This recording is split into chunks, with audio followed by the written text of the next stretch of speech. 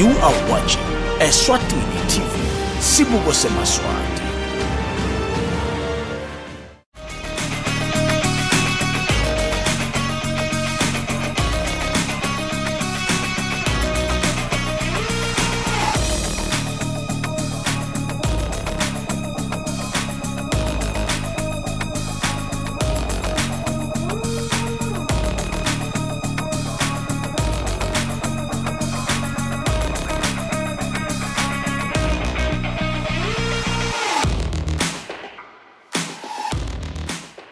A lot of questions have been raised when it comes to national teams, competitions. Whenever they represent the country, how do they do?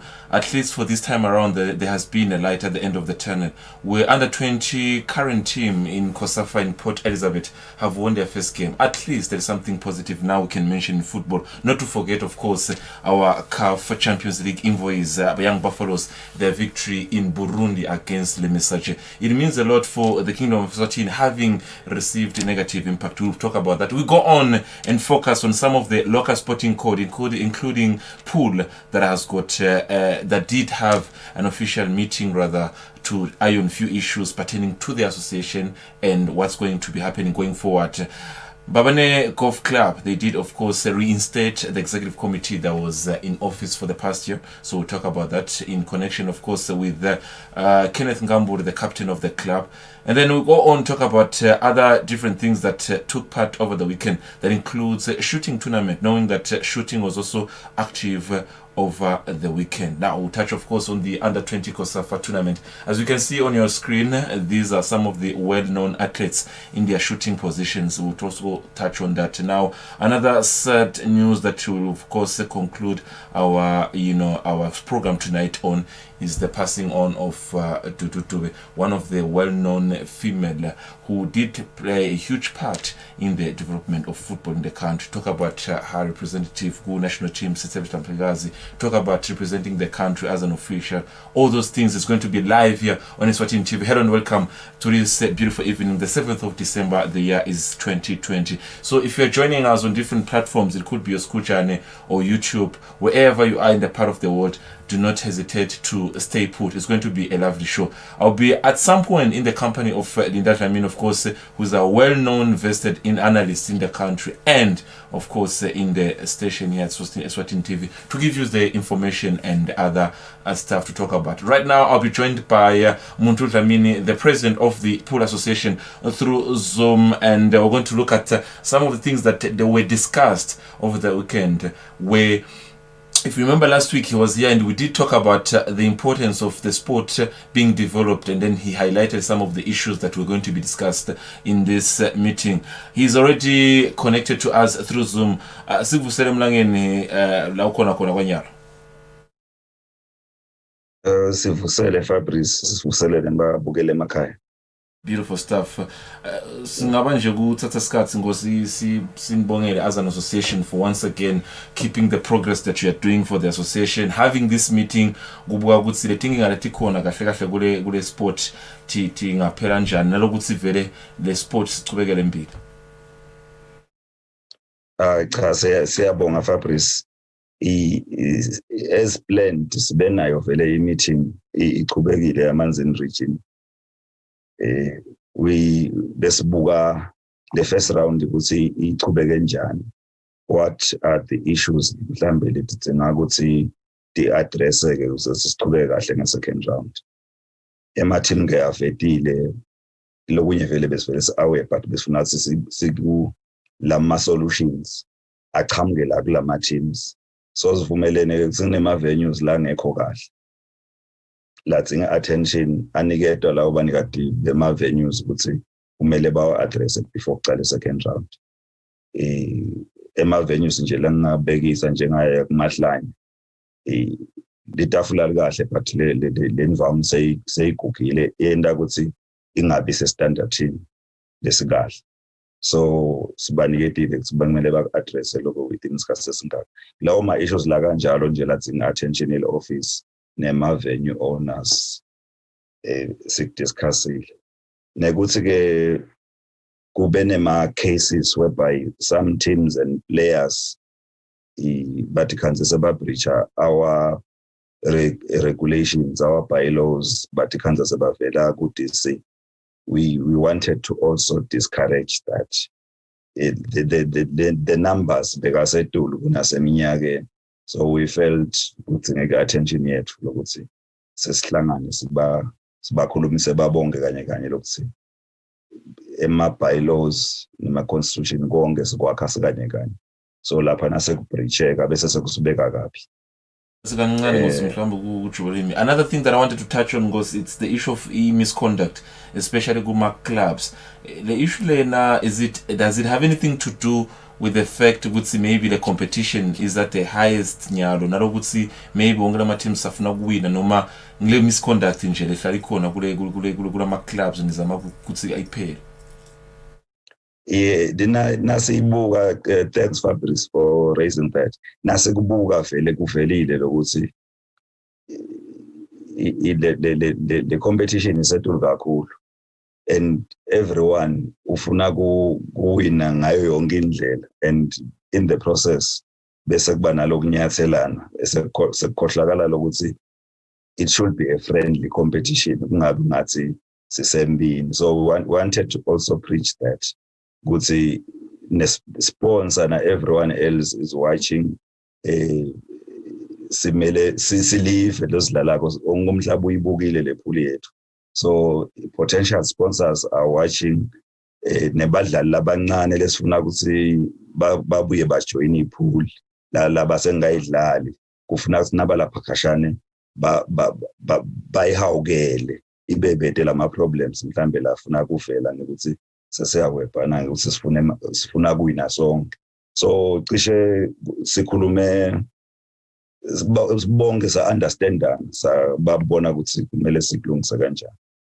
Ulangos last week ukuthi nzinzabe ema teams lang 2 langakhona ukudlala imidlalo yayo, and it has to do with the issue of misconduct lesikhuluma ngayo. Engabe seyime kanjani lenzaba yona? Okay, kuleyo Fabrice bekuyi-issue ye-team yinye lengakhona honorisha ama-games awo lang 2 eyamanzini nalutse because of ama-challenges labanawo as a result of i-COVID. For example, ngekuthi nje kuvaliwe kuvenue yabo abakhoni kudlalela khona all the time nabayegemini bona kusuka funa basuke mangayane bete either kamanzini noma kumathaphu. So bese kubesinza bagcina bangahonorisha lawo ma-games lawo. Sanakhona ke ukuthi singathi abasekho part of the league because we according to lama bylaws ethu basesekhona not unless mhlambe sebemetriwe ma-games. Kube besebemetriwe ma-games nabevele sathi automatically abasekho, and then sesiyawakhokha onke ama-games labadlale nalo team sesiyayikhokha. But kwanyalo besamele ukuthi are they honoring their third game? Nalenye ndzaba levela Ngosi, I think maybe just for ethical reasons lokuqhamuka kuma reliable sources yethu nalokuthi vele there's a problem of lama venues ukhanze ukuthi mhlawumbe correctional lama games so fana ngabe badlale 10 or 15 lama games ukhanze ukuthi 13 wayo bayadlalela la correctional. Sekunalokuthi vele maybe nje badlala ekhaya kakhulu ikhona leyo advantage ukhanze ukuthi i-team leqhamuka speak yona every time they have to travel naloko bayakhala some of them lokuqhamuka kuma reliable sources ukuthi ngenteka yini nizame ukuthi niba deploy ku different area lohlala correctional angathi khanze every day adlala correctional. Sorry to pick on correctional but it's an example njengoba bayalida nyalo kuna i-RAPs na all of those abanama venues but ukhanze ukuthi isikhathi siningi badlalela la ekhaya ngoba bona banama venues. Does it play an advantage kulama team layo noma nikubukile ukuthi cha asekucale maybe nabo bayikhashana badlala ekhashana? Yeah, cha kuyevakala futhi siyestame lokuthi yonke i-team shothi nje nawudlala ekhaya nge-first round nge-second round noma kanjani le team lebeyikuvakashele nge-first round, second round uyakiyo wena. So nangabe mhlambe kwentekile wadlala more games nyalo nge-first round wadlala ekhaya, it means wena nge-second round utawuphuma kanenge. But siyestamela ukuthi nangabe budlala kule uhostile this weekend, the following weekend uyaphuma bayokuhosta now. So but nangabe kwendekile waba nema games lamaningi lo hostile enyalo nge-first round, noma kanjani nge-second round ndawuphuma ngoba the system yethu ithi udlala home and away. Quickly, I mean, before we conclude our interview, I understand there's a mini tournament. Sisangena kuliskas Christmas nje, a small, I should say, festive type of thing. Just elaborate on that before maybe we close. Okay, no, siyabonga Fabrice Lithuba. Shothi i-first round yethu siyiwind up ngale tournament yala ma-team ladlala ka-Dixis international. Sibuke ukuthi noma kungile tournament we still need to comply to ma-COVID regulations. Sendeke ukuthi le ma-venues abe yi-2 langa ale tournament atodlalela e-correctional nase-Malkens. And then batabe sebahlangana mhlambe nasekusele 4 teams adlale kuvenue nye, but kwanyalo at the same time batabe badlala labanye correctional labanye badlale Malkens, so that sibalekele lama crowds ukuthi angabe maningi. Yes, aqala because nje itothatha 2 weekends. Le weekend leseyakiyo siyaqala aphela kuleya weekend leya. No, I think for next week maybe we'll keep in touch for more updates. We'll see over the weekend going to the new year at Sindama plans Lamasha for the association. Okay, no siyabonga kakhulu Fabrice sitawuqhubeka sixhumane. Otherwise i-second round yethu siyibuke vele sitawuqala mid-January. Now, that was Muntu Dlamini, Eswatini Pool Association president. Of course, over the weekend they had a meeting to look at some of the issues pertaining to how they're going to iron a few issues within the association. Issues of venues were raised, issues of how club should keep on their conduct. Misconduct has been a problem, especially when the league, the tension is high. Now, in the interest of time, of course, having talked to Muntu Dlamini, we'll be now rushing to talk to Kenneth Ngambule. Kenneth Ngambule is the captain of Mbabane Club. Like I said earlier on, they have been reinstated. The executive of Mbabane Golf Club have been reinstated. Now, normally we know that different associations, it's 4 years where they have to take in office. So for them now in golf, it's a year. But now, looking at the COVID issues and everything, they didn't have much time to actually do anything has to do with executive, regulations or orders. But now he's already online. Mr. Kenneth Ngambule is going to talk to us about the meeting they had over the weekend. It's a special meeting. I would rather say it's a sort of like an AGM to hear some of the things they have done so far. They're going to keep doing. Sikuvusele Babe Ngambule.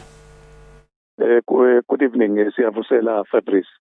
Once again, Mr. congratulations for joining us right now to give you a chance, of course, to elaborate on how you are once again you've been reinstated as the head of the executive at the Mbabane Golf Club. Fabrice. Actually, the membership felt that we have not done enough in our term because of the COVID-19. I think you'll recall that we had to stop playing mid-March because of the government regulations at that time. And then we only came back in late August. And then that is when we resumed playing. So the membership felt that our term was not, we didn't work enough. So they said, then we should work for another term, which will end on the 31st of August. So to going to the next year as an executive, what are some of the things it has to do with development, it has to do with competition, it has to do with all the business leagues you host there? I think Fabrice as a club kufuna ukuthi siseve lama members ethu. So sitawuzama lokuthi sibalethele ama competitions ngathi abathokozisa. And kwesibili loku hamba embili kakhulu kithi as a club ngiyo le issue ye development. And on top of issue ye development ngilokuthi sizame ukuthi sithole bomakela abaningi labatawudlala lo mdlalo. Already kulamalanga siyabona baningi bomake bajoyina and kuyasijabulisa kakhulu lokho. I think another issue, maybe one or two before we let you go. You are one of the first golf club that introduced technology to avoid the hold of the board and everything that has to do with COVID regulations, everything. What are some of maybe innovative, to say things that we might see under your leadership as the Mbabane Golf Club? I think lokumcoka kakhulu as a club sivame ukudirectwa ngama members ukuthi sendeni, but as a committee we do have goals now. One of them is to make Mbabane Golf Club one of the best playing courses Eswatini, and sifuna ukuthi futhi si attract inqumbi yebadlali bethu batawudlala lo mdlalo eMbabane. And in terms of technology, I think kuningi nema plans ekukwenza sasizivijwa ngeCovid, kusho ukuthi nyalo sitawuqhubeka nako nyalo. One of the things lebekushoda bekuyi-siren, i-alarm leyo ukuthi nangabe badlali baletulu badlala lo mdlalo karuva selifuma sikhona ukuthi sibabuyise ngayo e-clubhouse. So masinyane njena sitayifaka. And lenye i-technology lesitayiletha ngi-technology ye-leadership board, lapho khona lo mlando nje weMbabane Golf Club sitawufaka ubhanyade. Na ungena nje lapha e-golf club uyobona ukuthi ngalo mnyaka lona ngubani labewine le tournament lena kanjalo. So ngoloko lokuse piping kulambalanga lesitakwenza as a committee. One before maybe we'll let you go. We're heading into festive. I mean, banning bebatsanza kuti maybe on a holiday, on your boxing and anything, just to cruise around the coast and play friendly or whatever. Is there any competition in line maybe towards the end of the anything friendly, anything that maybe singasho ukuthi labatsanza ukudlala umdlalo bangawugatsa? Sipheke ngagalaza nyalo nje ukuthi abo Christmas sipheke ngagalaza tibekiwe impela miningi imqhudelwano letabe ikhona eMbabane Golf Club, and badlali golfers eMbabane Golf Club ane special. Now ufika nje utafika ukhandle kune special lesithite sayena lo Christmas la khona nje ubhadala imali lencane udlale noma ngabe nini na ufuna. So kuningi lesikulungiselele members ethu. Asibonga kakhulu Msuthu, and for your time and everything you had to do to bring again the sport at its best under the Mbabane Golf Club. And pass, please, our congratulations to the executive of the club. Siyabonga, please. Thank you very much. That was Kenneth Ngambula, the incoming for the second again time, having been reinstated, of course, as the Mbabane Club captain with the executive, of course, committee. They were in the office for a year, having seen that much was not done due to COVID-19, so they have been reinstated. Otherwise, taking a short break. When I return, I'll be joined by in-house Linda Dlamini. During this short break, we're just giving you a few pictures of what was happening at the event, shooting event, some of the things that of course you want to see when someone is on a shooting range. What happens? Take a look at this. When I come back, Linda Dlamini will be in my company.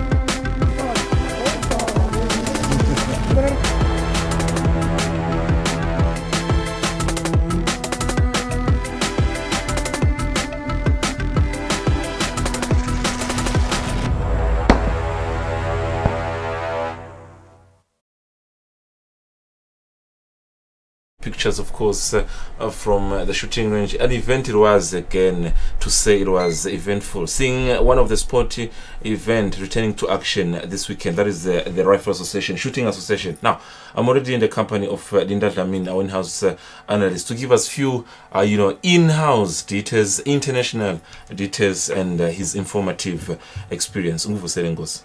Ngiyakuvusela Fabrice, ngiyabonga kakhulu ukumukeleka sibalo wami. Happy belated birthday. Ngiyakhumbula ukuthi birthday yakho beyimhla ka5.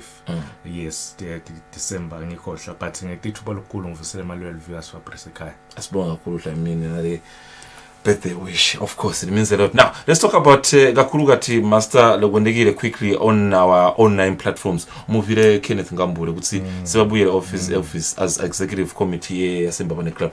Utsi master kule nkulumo yakhe kutsi vele babuke kutsi bathuthukise igalova la yebo. Phikile fa President Volabe kakhuluma ngato mo especially uthi kumele bangete bomake lapha imbawona club lokuthi badlalele sport. Noma ke bangasazidlalele sport babuke ngale administration wakukhuluma kakhulu nethi bafuna ukuthi le golf course yalambabane ibe one of the most attractive golf course la khona la even ngicabanga ukuthi batawukopa kakhulu kulesi ngonyeni kulo kakhulu because I facility imcoka kakhulu gender ukuthi kubalansiswe kuthiwa bomake nabo babe badlale ngekufanana kwesithathu wasesombuka ma innovations lesibonile last time labawavetile nakubuya covid ukuthi ibhola lo ukuthi ungasathatheli uvele uphakamise lapha kulendvuko iphakame so ngicaba ukuthi lende kahle kakhulu le office beni deserve ukuthi libuyele lisebenze vele because i-program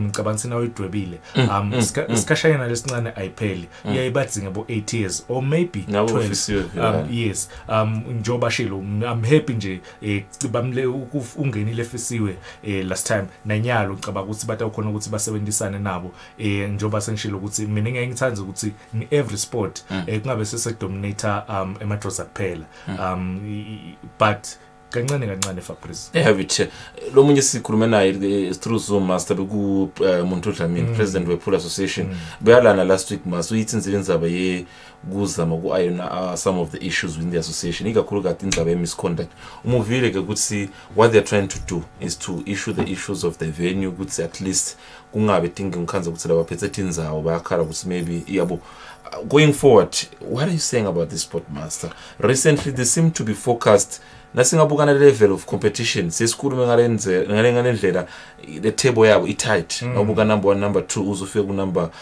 the last number but the tightness of the league the commitment maybe kunesidingo ukuthi maybe bo sponsor bangede kancane ngoba the competition isetulu kakhulu Fabrice uthi nzinzaba lenkulu kakhulu esponsor ngicabanga sponsor vele kudzinga ukuthi si asad batawubuyela etafuleni bahlale phasi babuke but ngiyayibelieve ukuthi mina nangabe i-competition isetulu vele i-sponsor then because siyamaketheka wonke umuntu uyafuna ukubukela i-league yabo but ngicela kushona ku Fabrice nguvile umbuta yena Muntu Dlamini ngenzaba yima kuthi labanye bese bakungathi badlala kakhulu mhlawumbe labanye badidwa ukuthi i-correctional yahosta kumathapha kani iFrance bataphinze bona bayodlala neFrance eMalkens kani facility correctional kan phela siyathi ukuthi ma teams lawo lehlukene noma ngabe lo munye ulanga ngaphasi kwe correctional but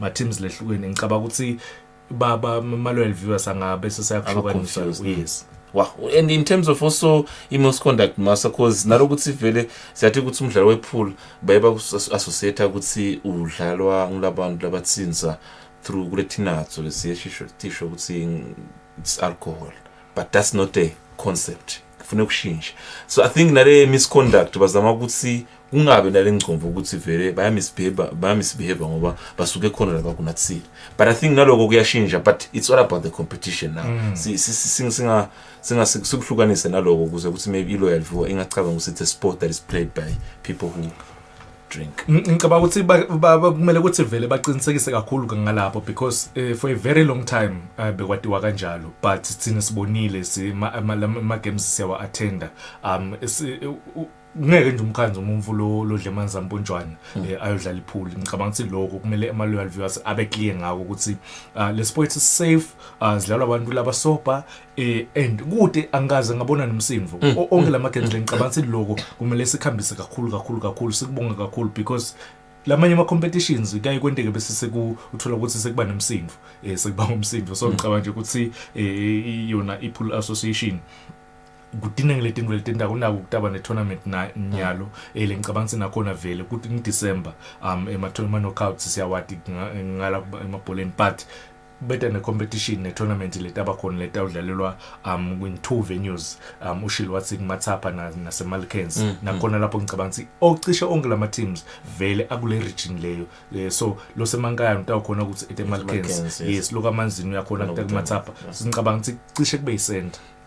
They have it. That is, of course, the 2 sporting codes that were active over the weekend meetings to iron a few issues within those 2 associations. Now, shooting, earlier this year, when they were given, of course, a green light to proceed to sporting activities, they had announced that they'll be taking a break until further notice. Now, under the sponsorship of a company called Lesego, now they were, having a tournament over the weekend known as the Lesego Shooting Tournament.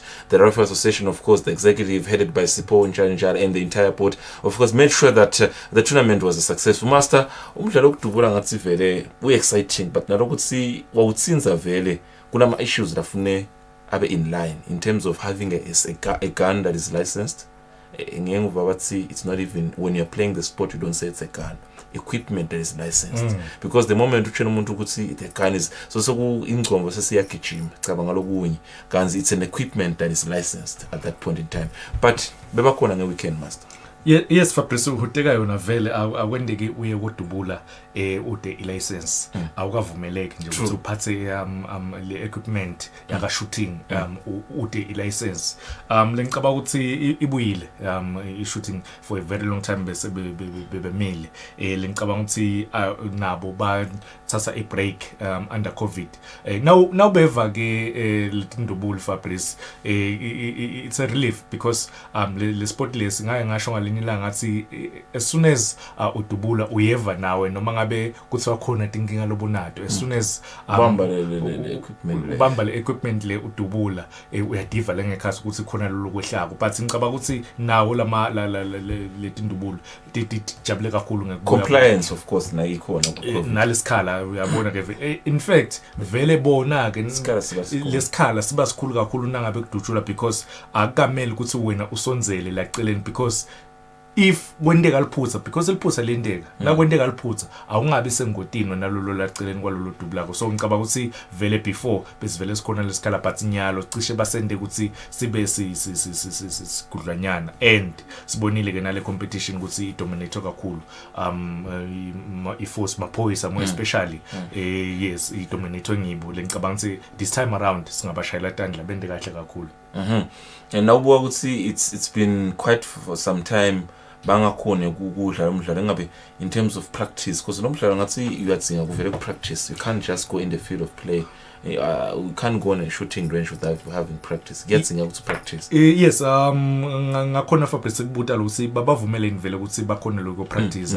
Luckily vele bavunyelwa lo si bayo practice prior kule tournament lena. And I must say le tournament posing yakhohla beyisebhetani headquarters ya masoja because ma tournaments lamanye batibuta abantu ukuthi beyikuphi beyisebhetani. Zvamile vele kwabona vele la host Betani nakubo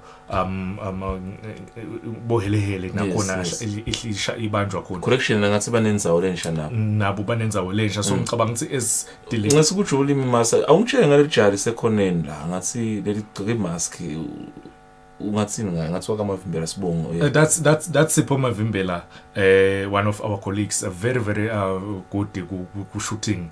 Lo wenda kahle kakhulu ngicabanga ukuthi sona experience sona isikhathi adubula passionate kakhulu ke ngedubula Fabrice lona esimbukako at some point ngiyakhumbula ukuthi 2015-16 khona i-tournament la iwina badlalela khona emafutheni noThelele ngitsitelele emafutheni badlalela khona so ngicabanga ukuthi so kuthina singakhi i-national team master through abadlali abafanele boSipho Mavimbela sikhona lesingakuthola in terms of ukuthi basimele experience ikhona baneng Fabrice including ngona lama winners Bojabu Vilane Bongane Mavimbela baneng they are very very good now lapha ubukela badubula Fabrice nawe noma uhlelele lapha yes lo msindvo wesibhamu lamadlebeni but ngicabanga ukuthi nawe na ubukela uyayifisa ukungena ujoin udubule but nangabe utekele license njengawe awukavumeleki ukudubula I know take a insela master ngoba wathi nganasenthi now must have a quick problem before we listen to the interviews because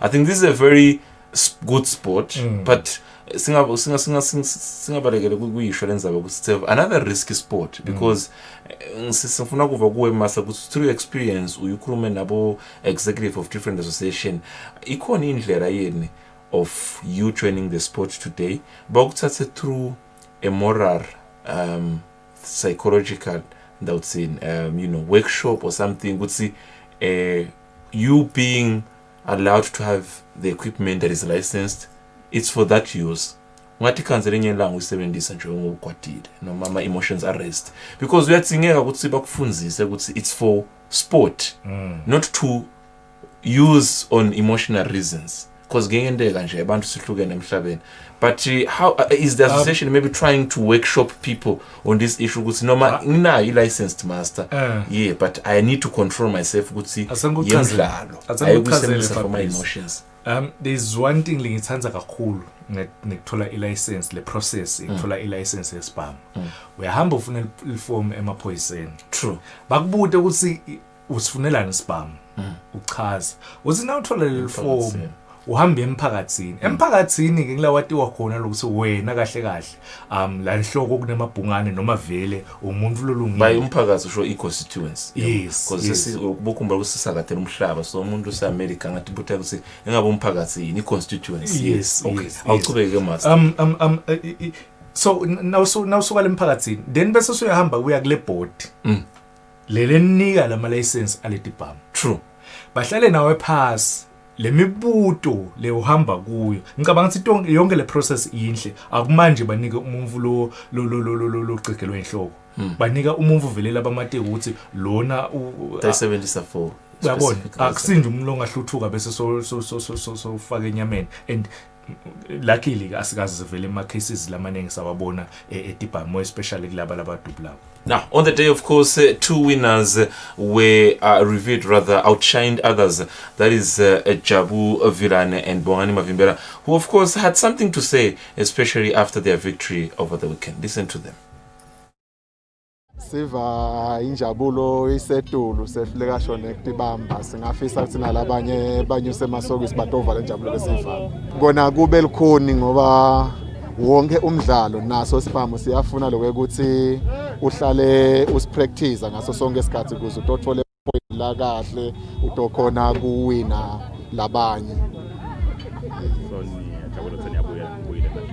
sijabule kakhulu besingethembi ke nje sinele kube siva imphumela injabulo setiyabuya ngidlale kahle nje kakhulu isikole sihle yebona sifana semihleni but nje ngidlalile lokuthi ngifike number 1 ube number 1 na kuma team bekuse team in the number 1 ngaphinde nama individuals females ngaba number 1 yes kwenye yini lokwente kancane namuhla wena yini lokwente kancane namhla kuze ukuthi ukhona ukudlala kahle I think about ukuthi the training kahle through training nami ngibona mhla kunde kahle le training ngendile yabo mostly nje la ukubamba lesibhamu ubenzise uthulise ungashake ngonje sengathi ngende ngcono nihle lesikhathi esithi ningadlala intindubuli yes ngabe kube kanjani ke namuntu compete yebo sijabulile fana ngicanthi yabona nje imuthi sonke sijabule kakhulu lokuthi nje sivumelekile ukuthi sisodlala sport sesithanda shem kakhulu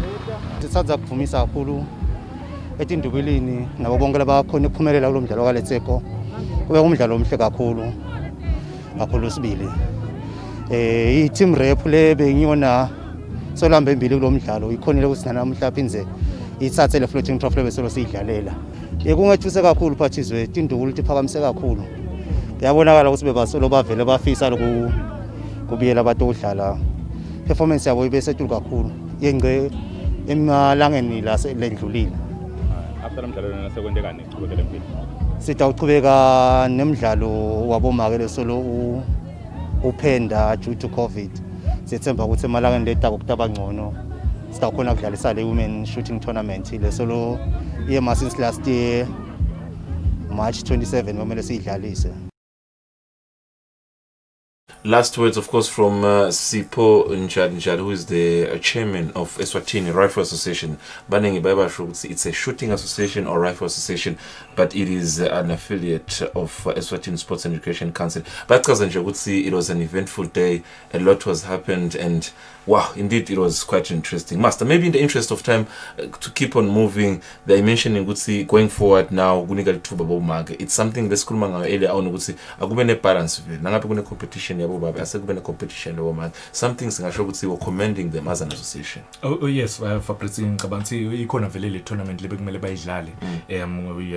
Ba shooting association yabo mage. I'm very happy. I'm very happy nanga le wina ke Jabu Vilane ne team yakhe ihambe phambili. Ngicaba ukuthi vele bomake for a very long time for president mina vele bengihlala enkhala ukuthi lamathuba in fact lamathuba lalinganako nala kuma sports siyawadzinga ukuthi nangabe uwenda kahle ungumake nikwa lelithuba ukuthi wende kahle sithemba nokuthi even nakulala amanye ama associations ikhona ne league yabomake lesitayibona sikhuluma ngabo golf sikhulumile ukuthi bomake bathi batabafaka ipool association gatsile ukuthi kulomnyaka letaka kube ne tournament letawudlalwa bomake idlala every week because sibonile ka cricket kwendeka lokho some few weeks ago bahamba babafundzisa bebane ma clinics abo and league yadlalwa tournament so ngicaba ukuthi vele bonke bomake tight time ukuthi bangenele ma sports badlala. They have it, of course. Those are some of the things, of course, to take center stage over the weekend. Now,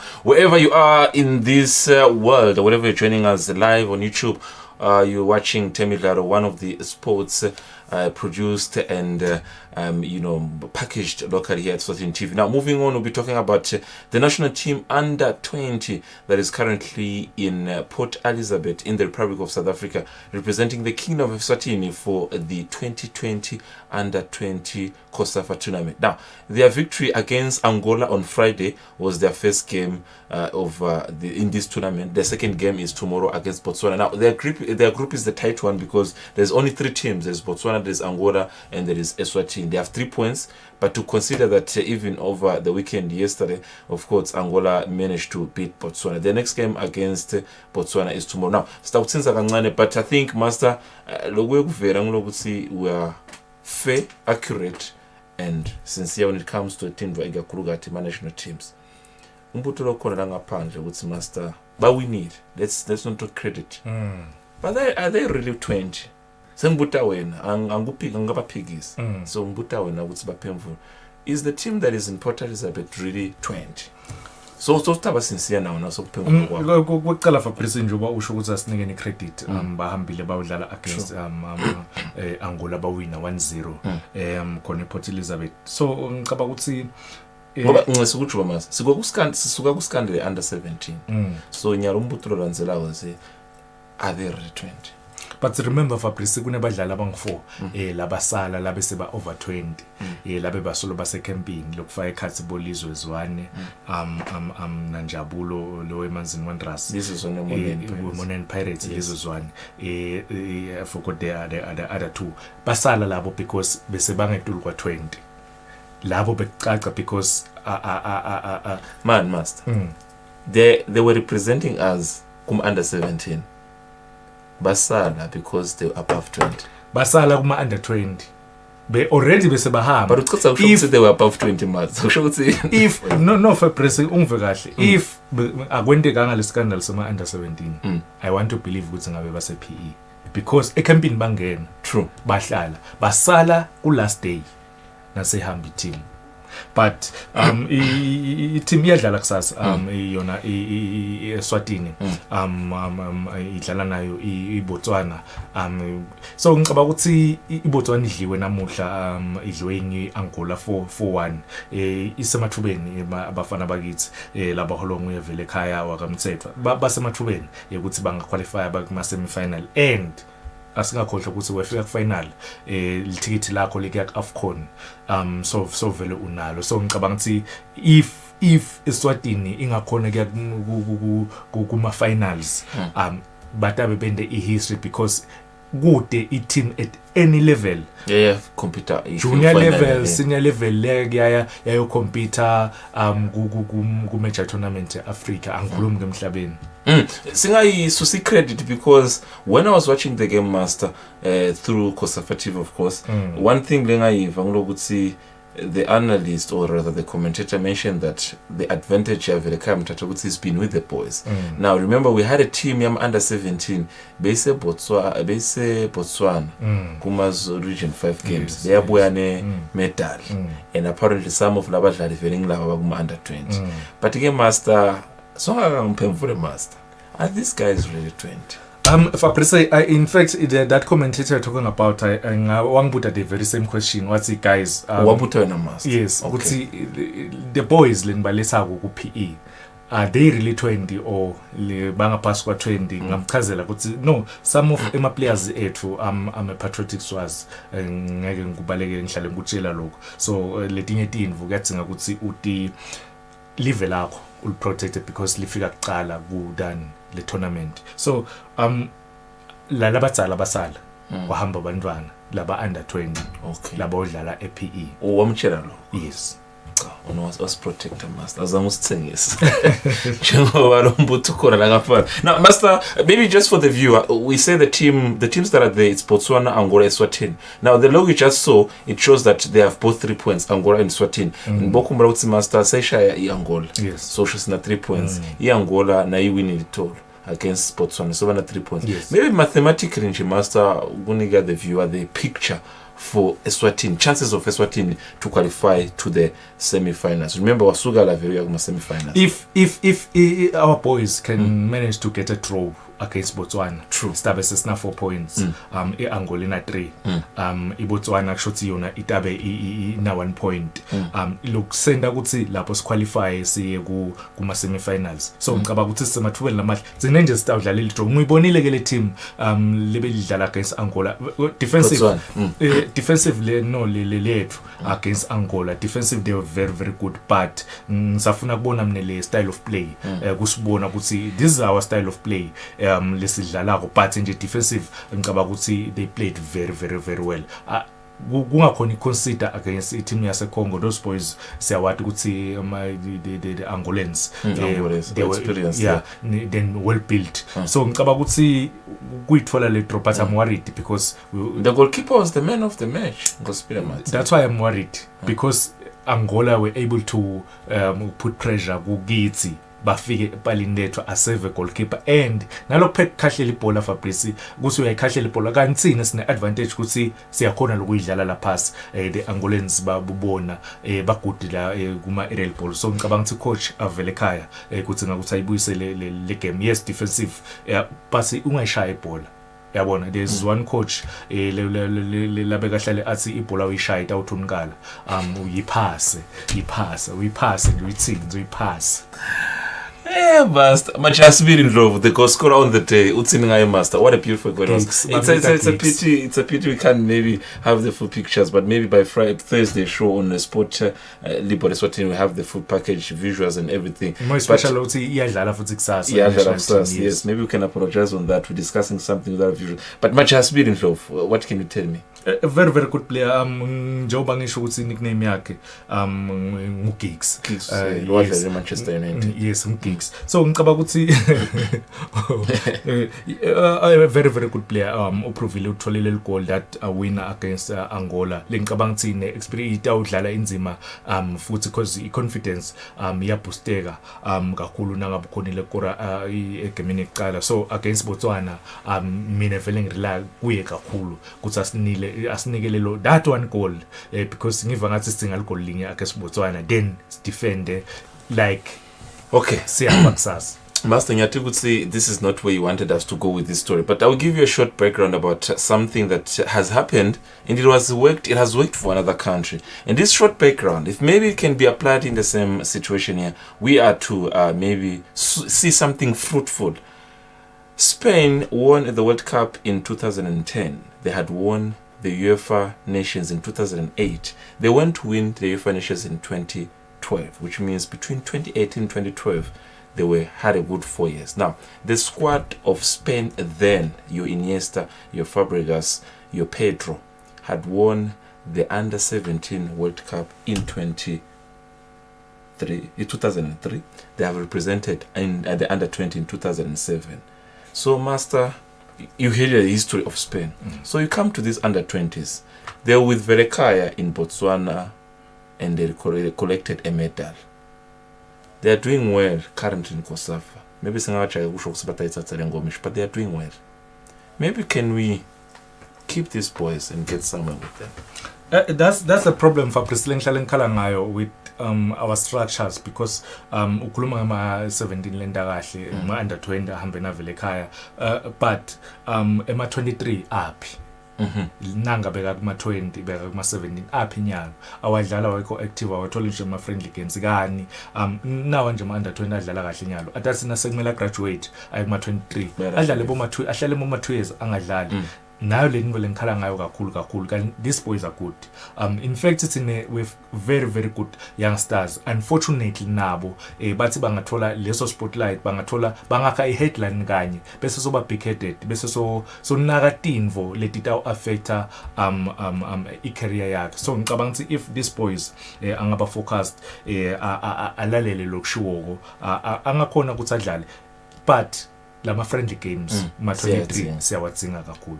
They have it. Ndatamini believes that if we are to build on something about these young boys that have 20, that are under the national team of under 20, who are currently doing what is they are supposed to be doing in Botswana, in Port Elizabeth, in the Republic of South Africa, grooming them through friendlies, entertaining them, making sure that they are together most of the time. We can produce the best in the near years to come. Now, moving on our international page quickly, Master, maybe Singabuga over the weekend European tour in SA. Just quickly to give us a quick overview. Yes, there was a European tour in SA. When the history lapho Fabrice Christian became the first golfer winner the tournament back to back. Yes, because we win in Mpumalanga waphindze wayewina in Sun City. Ngicabanga ukuthi udlale kahle kakhulu 69 out of 260 something, but udlale kahle kakhulu. I'm very very happy. In fact Fabrice kufika eSouth Africa ukhona kuwina i-tournament win elangeni lokuqala phinde uyowina elangeni lesibili. Ngicabanga ukuthi kuyinto lenkulu lokho when the history eSouth Africa indekile history for first time kwendeka lokho. So ngicabanga ukuthi Christian ufike wadlala kahle eSouth Africa golf. Yeah, it's beautiful stuff of course to talk about. There is a sport you are very passionate about. That is the cricket. Something was happening over there and it's still happening. What can you tell us about that? Itolo bekumele ukuthi kuchubeke i-ODI Fabrice between England and South Africa ama Proteas. In fact England is South Africa for my series game. Unfortunately South Africa ayidlali kahle. I'm worried ke mina Fabrice nga captain wabo Quentin de Kock lowathatha libhande kuye Faf du Plessis. I'm worried because Quentin de Kock has been playing very well since afika kule Protest team at a very very young age. Adlala kahle kakhulu ashouta nala groundini umbona lutho ya commander. Now so nikiwe libhande akadlala akasakhona kwenda ngisho even 100 as a batsman. Siyamati ukuthi uphinza ben goalkeeper wicket goalkeeper but akasakhona kufika ku century. So kwendekani master? Ngicabanga ukuthi lo mthwalo lanikete wona because siyathi ukuthi na uncaptain ka cricket cishe konke ukwenda na coaching welo selector i team cishe nje tonke le tinvo kuba nguwe nasekudlalwa la khathi groundini nguwe lo fielder ukuthi ema fielders cool fielders wabeka ngakuphi lo tawuqala kubhatha lo tawuqala kwenda in nguwe. So ngicabanga ukuthi lo mthwalo ufika kwamamkhulu kakhulu kuye. Mina ngiva ngathi Faf du Plessis akanikwe libande back, but ke bekumele baqhubeke itolo badlale ODI. Unfortunately ibe siya postpone because there were 2 unconfirmed cases e corona, so bese siya postpone leyo games leyo seyitawudlalwa Monday. Yes, there you have it. That is some of the things, of course, that were taking place in the near neighboring country, which is the Republic of South Africa. Now, moving abroad, there is a highly situation that is taking place in North London, where now supporters believe that things are not going okay. Currently, Arsenal are ranked 15 in the English Premiership, something that hasn't happened for over, 15, 20 years. Now, this is a loyal Arsenal fan. He has declared it over and over that he's a loyal fan. Master, I don't want you to give me analysis that is based on the fact that you're a fan, but now you're an analyst now. Should Arteta be released? I mean, the victory yesterday, Mourinho, I think he showed that with Kane, of course, now scoring on almost every time he's faced Arsenal. What do you think happening at the club? What's going on now? Are you not risking of being relegated? In fact, Fabrice, I've never gave a biased analysis regardless of the team lengikhuluma ngayo noma ngabe ngiyisupport noma ngabe ngiyisupport. Ukhuluma ngeArsenal ngicabanga ukuthi beyidlala neteam yeTottenham le coach Mourinho assistant coach serial winner konke la hamba khona. So ngicabanga ukuthi iArsenal ba process, but le process ngicabanga ukuthi ihamba kancane kakhulu because akusafani nakuqala ngekuthatha bovenga ukuthi bonga marker 2 or 3 years or 4 years nyalo sekudzinga ukuthi top 3 noma top 4 top 3 4 iminyaka solusaka nyalo nawuphutile lokwakha utawuhlala le number 15. Ngicabanga ukuthi le team yeArsenal le in fact there are only 4 quality players, world class players la khona kule team. Ukhuluma nga goalkeeper Petleno, ukhuluma nga Gabriel, the young defender from Brazil, ukhuluma nga Thomas Partey, then Aubameyang, yes, is off form, but there are only 4 quality players la khona kule team. Kuletinkhulumo mhlawumbe ukuthi Pochettino can take the role better. Nitsin lapho balance ni. Fabrice, I'm not sure because Pochettino uhlalile ku Spurs wayibuilda le team but uhlulekile kuwina something. So ngicabanga ukuthi my feeling Arsene Wenger kahambanga kahle Arsenal with this team lekona nyalo le spine sale team from goalkeeper, defense, midfield ne striking force. Ngicabanga ukuthi angabuya endengcono at least 3 or 4 years lamhlale akele team, then Arteta abuye athathe over after 5 years. Manchester, in the city of Manchester United, are you saying are they back to their good days? Kulamana ngathi bayawina kunetinkhulumo ukuthi mhlawumbe i-team seyingcono nyalo. Yes, but ke all iwari yami ukuthi once waqala kuwina after boba 6-7 games uyawina uyadliwa inakuthiwa so uthenjiswa kuxosha uyawina futhi uyabona kwathulela uyadliwa. So ngicabanga ukuthi kunenzawo ngalala bathi kusemvembili khona. Ngicabanga ukuthi bayemuva bayembili. So ngicabanga ukuthi but I'm happy for a team like Chelsea. Frank Lampard, a very young coach, is doing very well. More especially Lucinali team. Usazama lokuyaka. That is it. I mean, of course, on his opinion when it comes to the English Premiership. Nangumuva kahle uthi Manchester United bathatha 25 steps embili bese se bathatha 27 emove. Kusho ukuthi kwakhe negative -2, but akasho ukuthi Arsenal thatha ngakhe move iphinde thatha ngakhe mbili. Chelsea, congratulations. City, of course, doing well. Liverpool doing well. Now we are now back home where we're going to end a show on a tribute to late Dube, who's passed away now, who's no more with us. Dube is well known in the industry, football industry. Master, maybe one pick at the viewer just who is the person and how passionate about football she was, as we can see from the screen. This is, of course, even Kosafa paying tribute to the passing of Dube. Fabrice, angifisi ku what did I say to something? Angifisi ukukhombisa ema emotions on air. Otherwise I'm very heartbroken because le experience labeka nayo Makedube Makedudu Dube wadlala kuSithebe waba ngu-vice ngu-president we-women football la kaNgwane nyalo besa ku-CAF ne-FIFA match commissioner labeka se-PE nje nakudlala i-women COSAFA women tournament aphinza bengu-vice president ka-Techball ngicabanga ukuthi le experience in fact Fabrice nawukhuluma ngamakedudu Dube ukhuluma ngemove nge-founder singasho ukuthi is one of ama-founders ebhola yase-Africa. Awutheke kahle ngivuma. Nabahamba bayo discussa i-development yebhola yabomake e-Africa eLos Angeles in 1996. Beyakhona. He was there together with very very powerful women in South Africa. Mageli Dwaba, he had a team in South Africa, i-Rastas. Bebanza wonye. Babuya baqala basungula ibhola yase-Africa yabomake. Nguye afundisa ama rules and regulations ye COVID ngoba beyasebenza bekasebenza ka Minister of Health. Yes.